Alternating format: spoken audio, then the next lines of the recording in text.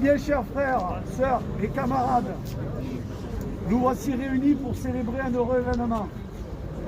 L'enterrement de ces deux tristes cires que sont Hercule et Clamadieu. À cette occasion, pour ceux qui ne les connaissent pas et à la demande de leur famille, je vais donc vous relater un peu de la courte vie de ces deux énergumènes. Que dis-je? Ces deux désastres venus des cieux. Excusez-moi, j'ai un coup de fil intersidéral. Ah, je crois que c'est le Tout-Puissant. Oui, bien, ok. Il me dit qu'ils ne viennent pas des cieux et qu'il n'y est pour rien. Au passage, il me précise en plus que si l'enfer est passé à une féroce concurrence, le paradis, lui, a conservé les valeurs de service public et notamment les tarifs régulés, l'égalité de traitement liée à la péréquation tarifaire. Et j'ai de la buée sur les lunettes, putain de masque. Bon. À ce titre, il me précise qu'en tant qu'abonné de l'électricité et du gaz, il ne veut pas être considéré comme un client mais comme un usager. Et que ces services de première nécessité qui devraient même être détaxés, il me dit enfin avoir un message à faire passer aux agents des IEG, le voici. Je vous demande de ne jamais oublier que vous avez en charge un instrument fondamental de la vie du pays. Votre dignité comme l'intérêt national vous font devoir impérieux de continuer à défendre sans jamais défaillir le service public. Putain, mais je l'ai déjà entendu ça quelque part. Ah, mais c'est la lettre de Marcel Paul. Mais qui c'est qui parle? Ah, c'est toi, Marcel. Oh, attends. Faut être sérieux, hein. C'est Marcel Paul. Vous savez, Marcel Paul, le ministre communiste de la production industrielle, qui avait été nommé par Charles de Gaulle et qui a promulgué la loi de nationalisation des industries électriques et gazières le 8 avril 1946. Après avoir mené un combat acharné pour la faire adopter par 491 voix contre 59.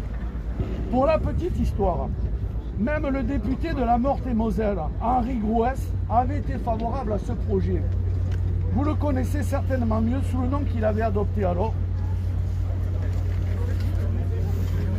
qu'il était dans le maquis du Vercors.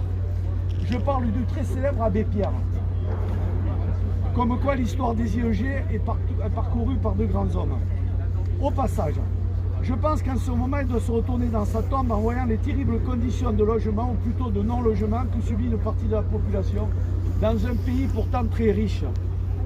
Reviens Marcel, reviens, ils sont tous devenus fous dans la maison.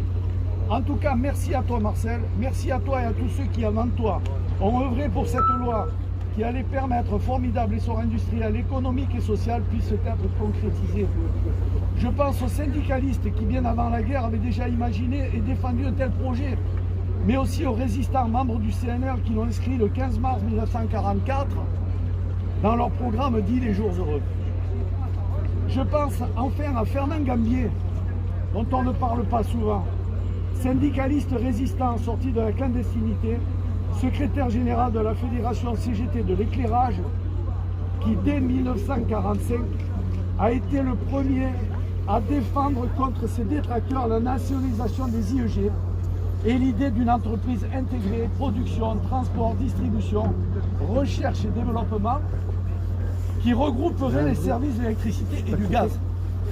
En effet, dès 1945, certains s'opposaient à ce projet, notamment le ministre socialiste de la production industrielle Robert Lacoste, qui voulait exclure de la nationalisation les entreprises de distribution. J'entends le bruit, il faut le couper. En défendant les intérêts de la classe protestante qui s'était compromise dans la collaboration, il proposait un projet morné qui priverait l'entreprise de la partie juteuse.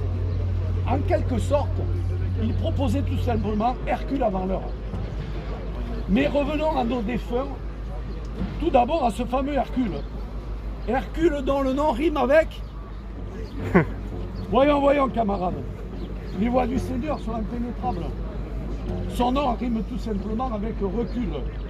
En effet, ce projet est un véritable recul en matière de service public d'électricité, un projet qui mettrait ce dernier sur les rotules. Dans la mythologie, Hercule est né de l'union entre un dieu Jupiter et une mortelle Alcmène. C'était donc un demi-dieu. Pardon, si j'ai un peu la tremblote. Aussi, n'en déplaise à ses créateurs, il était mortel. Et si la mythologie nous raconte que c'est le centaure Nésos qui, après l'avoir empoisonné par son sang, eut raison de lui, ce sont les agents des IEG qui, par leur mobilisation à toute épreuve, ont terrassé le projet actuel du même nom.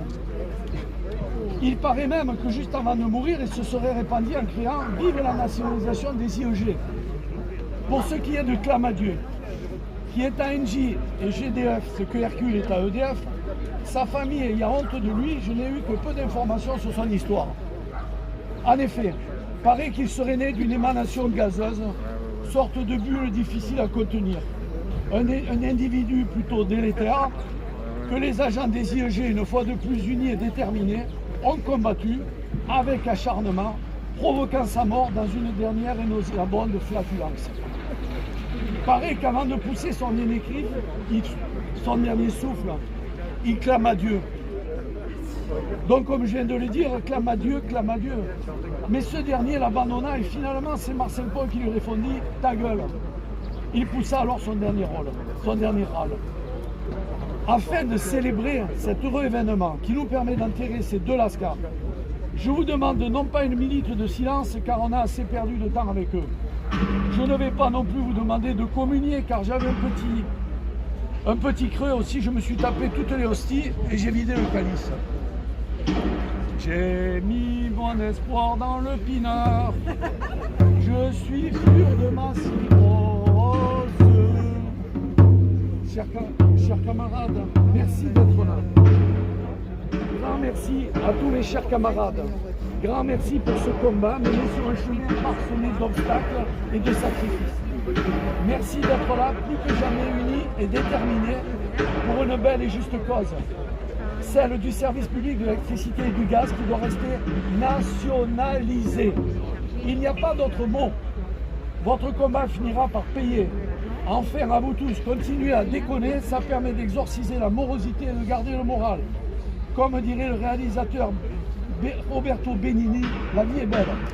Je rajouterai qu'il suffit juste de la regarder du bon côté, celui de l'espoir et de l'optimisme. Encore merci à vous tous. Vive la nationalisation des industries électriques et gazières. Merci à tous.